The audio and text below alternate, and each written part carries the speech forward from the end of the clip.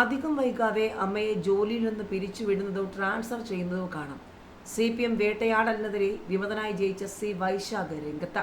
CPM വേട്ടയാടൽ തുടരുന്നുവെന്ന് Payyanur നഗരസഭയിൽ വിമതനായി ജയിച്ച C Vaishakh anganwadi ജീവനക്കാരിയായ അമ്മയെ CPM സ്ഥലം മാറ്റാൻ ശ്രമിക്കുകയാണെന്നും അമ്മയ്ക്കെതിരെ മുൻപെങ്ങുമില്ലാത്ത വിധം തുടരെ പരാതി നൽകുകയാണെന്നും വൈശാഖിന്റെ ഫേസ്ബുക്ക് പോസ്റ്റിൽ പറയുന്നു.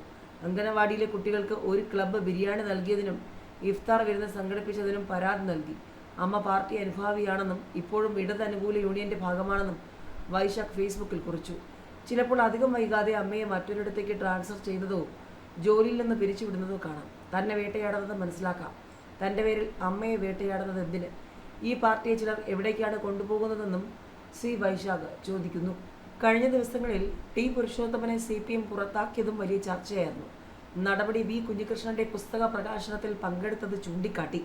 CPMന് നേരെ ചോദ്യങ്ങൾ ഉന്നയിക്കുന്നവർ പാർട്ടിയിൽ നിന്നും പുറത്തേക്ക് പോവുകയും അല്ലെങ്കിൽ പാർട്ടി അവരെ പുറത്താക്കുകയും ചെയ്യുന്നു. മാത്രമല്ല, അവരോട് ചേർന്ന് നിൽക്കുന്നവരോടും പാർട്ടി എന്തുകൊണ്ട് ഇങ്ങനെ പെരുമാറുന്നു എന്ന ചോദ്യമാണ് കഴിഞ്ഞ ദിവസങ്ങളിൽ ഉയർന്നത്. കുഞ്ഞികൃഷ്ണനും വൈശാഖും ഒക്കെ ചോദിക്കുന്ന ചോദ്യം പ്രസക്തമാണ്. CPMന്റെ പോക്ക് എങ്ങോട്ടെന്ന്. ഏതായാലും തിരഞ്ഞെടുപ്പ് കഴിഞ്ഞതിന് തൊട്ട് പിന്നാലെയാണ് വി കുഞ്ഞികൃഷ്ണൻ അനുകൂലിയായ പുരുഷോത്തമന്റെ വീട് ആക്രമിക്കുകയും കാറിന് തീവെക്കുകയും ചെയ്തത്. എന്നാൽ ആക്രമണങ്ങളിൽ പാർട്ടിക്ക് പങ്കില്ല എന്നായിരുന്നു CPM നേതൃത്വത്തിന്റെ വിശദീകരണം.